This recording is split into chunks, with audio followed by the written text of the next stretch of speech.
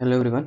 आइए इस क्वेश्चन को देखते हैं। ये क्वेश्चन कहता है कि a current loop having two circular arc joined by two radial line as shown in the figure, it carries a current of 10 ampere. The magnetic field at point O will be close to.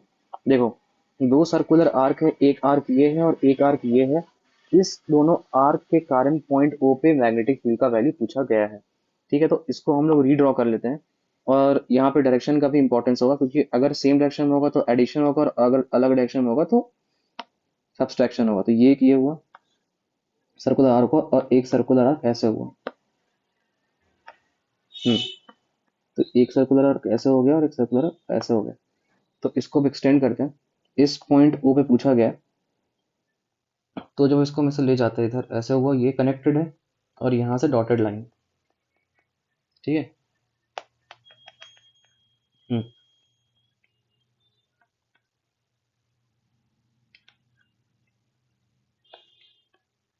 ये ऐसे हुआ, ये ऐसे हुआ। ठीक है, तो अब देखना ध्यान से। हम्म देखो, करंट जो फ्लो कर रहा है, एक तो ऐसे फ्लो कर रहा है और एक इसमें ऐसे फ्लो कर रहा है। मतलब ये डायरेक्शन ऑफ करंट है। अब सवाल उठता है कि पॉइंट ओ पे मैग्नेटिक फील्ड की वैल्यू बताई जाए। मतलब कि magnetic field at point O का वैल्यू क्या होगा। आपको ये पता होना चाहिए कि किसी भी आर्क के कारण जो मैग्नेटिक फील्ड का वैल्यू होता है वो होता है mu naught I phi upon 4 pi R. Radius, अब जिस आर्क का ले रहे हो उसका रेडियस लेना होगा। अब फाई की बात करेंगे तो phi must be in radian, must be in radian. अब देखो, तो सवाल ये उठता है कि फाई क्या है। तो फाई हम लोग को ऑलरेडी क्वेश्चन में गिवन है कि फाई की वैल्यू यहाँ पे 45 डिग्री। अब जो सवाल उठेगा वो रेडियस का। तो पहला आर्क, मतलब इसको अगर हम मान लेते हैं ये पहला आर्क है और ये दूसरा आर्क है, तो पहला आर्क का जो रेडियस है वो यहाँ से यहाँ 3 सेंटीमीटर गिवन है। ठीक है। और जो पूरा यहाँ से यहाँ सेकंड आर्क का डिस्टेंस हो जाएगा वो कितना हो जाएगा, 2 सेंटीमीटर ऐड हो गया तो ये हो जाएगा 5 सेंटीमीटर। तो ये हो जाएगा R2 और ये हो जाएगा R1। ठीक है। अब देखना किसके कारण मैग्नेटिक फील्ड आया, किसके कारण नहीं आएगा। तो सवाल ये भी उठना चाहिए कि इसके कारण मैग्नेटिक फील्ड की वैल्यू क्या होगी। तो इसको 3 मान लेते हैं और इसको वायर 4 मान लेते हैं। तो देखो, ये जो वायर है ये पॉइंट ओ है और इसका जो एक्सिस है इसी पॉइंट से गुजर रहा है, तो इसका मैग्नेटिक फील्ड भी जीरो। ये जो वायर है इसका भी जो एक्सिस है मैग्नेटिक फील्ड, मतलब इस पॉइंट ओ से गुजर रहा है, तो इसके कारण मैग्नेटिक फील्ड जीरो। तो यानी मैग्नेटिक फील्ड सिर्फ इस कारण क्या आएगा, इस ये आर के कारण आएगा और ये आर के कारण आएगा। यहाँ जो डायरेक्शन देखेंगे तो ये डायरेक्शन है, मतलब ये क्या हो गया, एंटी क्लॉकवाइज। एंटी क्लॉकवाइज मतलब मैग्नेटिक फील्ड तुम्हारे चेहरे की ओर आएगा, मतलब कि आइस की ओर आएगा, तो ये तुम्हारा डॉट हो गया। और ये जो तुम्हारा करंट फ्लो कर रहा है ये तुम्हारा क्या है, क्लॉकवाइज है, तो मतलब इनटू द प्लेन आएगा, मतलब कि नेट मैग्नेटिक फील्ड में हम दोनों को माइनस करेंगे। तो अगर हम V1 की बात करते हैं तो B1 का वैल्यू कितना हो जाएगा। अच्छा, दोनों में करंट कितना दौड़ रहा है देख लो।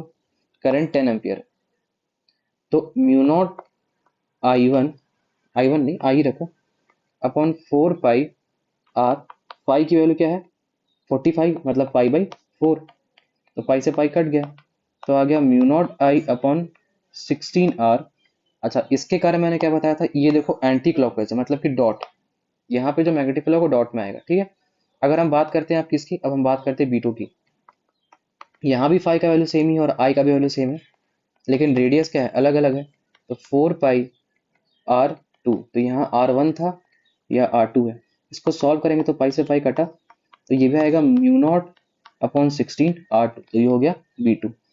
अब ऑब्वियस सी बात है, जब रेडियस R2 बड़ा है R1 से, तो इसका मतलब कि B1 क्या होगा, बड़ा होगा B2 से। तो जब हम बी नेट निकालेंगे तो ये हो जाएगा mu naught I upon 16, 1/R1 minus 1/R2। Net magnetic field dot में ही आएगा। ठीक है, क्योंकि जो मैग्नेटिक फील्ड बड़ा वैल्यू उसी का वैल्यू आएगा। तो ये हो गया 4 पाई इंटू 10⁻⁻7, करंट का value 10 ampere upon 16। Radius R1 कितना था देखो, रेडियस R1 अपने पास 3 सेंटीमीटर है, तो 3 इंटू 10⁻⁻2 माइनस 5 था ना, हाँ 5 है, तो हो जाएगा 5 इंटू 10⁻⁻2। इसको जब सॉल्व करोगे तो क्या होगा देखो, ये हो जाएगा 4 pi into 10⁻⁻6 upon 16 into 10⁻⁻2, 1/3 minus 1/5।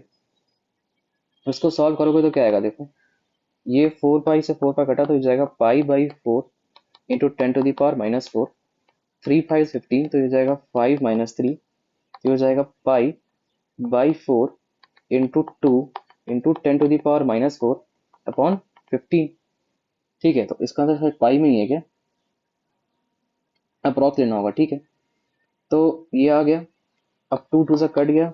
ठीक है, तो कितना हो गया, पाई इंटू 10⁻⁻⁴ अपॉन 30। तो कितना लिख सकते हैं इसको, देखो लिख सकते हैं पाई इंटू 10⁻⁻⁵ अपॉन 3। पाई का वैल्यू होता है 3.14/3 इंटू 10⁻⁵। कहीं ना कहीं 1.0 कुछ आएगा, देख लो ना। 314 है तो एक से एक कटा 14 है, तो 3 4 12 4 1.4, मतलब कि लगभग लगभग। अच्छा, हम लोग यहाँ पे 10⁻⁻⁵ ला रहे हैं, देखना तो ये 1 पॉइंट कुछ आ रहा है, और 10⁻⁻⁵, तो इससे चेक कर लो 10⁻⁻⁵ से। 10⁻⁵ कहाँ कहाँ है, एक 1.5 है और इधर एक तुम्हारा 10⁻⁻⁵ दो जगह है। तो 37 का जो आंसर आ जाएगा वो हो जाएगा आपका डी। 1.0 कुछ आ रहा है, तो आ जाएगा 1.0 इंटू 10⁻⁻⁵ टेस्ला। तो इसका जो आंसर हो जाएगा वो हो जाएगा आपका डी।